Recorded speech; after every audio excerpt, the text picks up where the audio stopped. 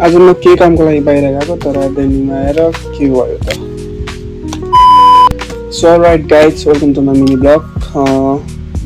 आज म बिहान सबेर उठेर त्यसपछि मैले ओछ्यान सोछ्यान सबै मिलाएँ मुखसुख धोएँ किनभने मलाई आज एक ठाउँमा जानु थियो त्यसपछि म किचनमा गएँ किचनमा जाँदा अलरेडी क्याट्स काटेर राख्नु रहेछ किनभने म बनाउन जाने थिएँ fried rice so fried rice सबै बनाएर रेडी भएँ खानासाना खाएर रेडी भएर हामी चाहिँ बाहिर लाग्यौँ अनि बाटोमा जाँदै थियौँ त्यो पनि दाइको गाडीमा गाडी चाहिँ एकदम लग्जरियस रहेछ अनि बाटोमा जाँदा साह्रो गर्मी भएर हामीले आइसक्रिम खायौँ त्यसपछि मेरो कामको लागि गएँ त्यहाँ जाँदा मेरो काम हुनै सकेन किनभने मेरो काम त्यहाँ एउटा ठाउँमा गएर एउटा चिज दिनु थियो तर जुन ठाउँमा गएको त्यो ठाउँ चाहिँ होइन रहेछ तर अर्कै ठाउँमा जानुपर्ने रहेछ किनकि त्यहाँ जाँदा चाहिँ हामीलाई अलरेडी लेट भइसकेको थियो सो हामीले त्यहाँ गएपछि यति के गर्नु भनेर हामी घुम्न गयौँ बर्दोबे हामी एक्सप्लोर गर्न जाँदा बर्दोबे साह्रै राम्रो रहेछ त्यहाँ धेरै नेपालीहरू थियो हामी त्यहाँ गएर चरालाई चारो दियौँ त्यसपछि हामी बोटिङ गर्न लाग्यौँ बोटिङ गर्ने ठाउँमा जाँदा त्यहाँनिर बोटिङ गरेको जम्मा 1 दिराम रहेछ यहाँबाट पारी गएको 1 दिराम अनि फेरि आएको 1 दिराम सो हामीले टोटल 5 जना 10 दिराम तिरेर बोटिङ गऱ्यौँ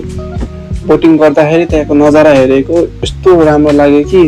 त्यसपछि मैले सानोतिनो 2टा सिनेमेटिक सटहरू लिएँ अनि त्यसपछि सटहरू लिइसकेपछि त्यहाँनिर पनि चरालाई चारो दिएँ किनभने त्यहाँनिर यति धेरै बकुलाहरू थियो कि हाम्रो बोटको पछि आउँदै थियो सो हामीले तिनीहरूलाई चारो दियौँ रमाइलो भयो भन्नुपर्दा गाइज सिनेमेटिक सर्ट हेर्न चाहनुहुन्छ भने मेरो टिकटकमा गएर चेक गर्न सक्नुहुन्छ त्यहाँ चाहिँ मैले प्रायः जस्तो सिनेमेटिक सर्टहरू हालिरहेको हुन्छु त्यहाँ गएर चेक गर्नु होला त्यसपछि सबै बोटिङ सुटिङ गरेर रमाइलो गरेँ त्यसपछि हामी रमाइलो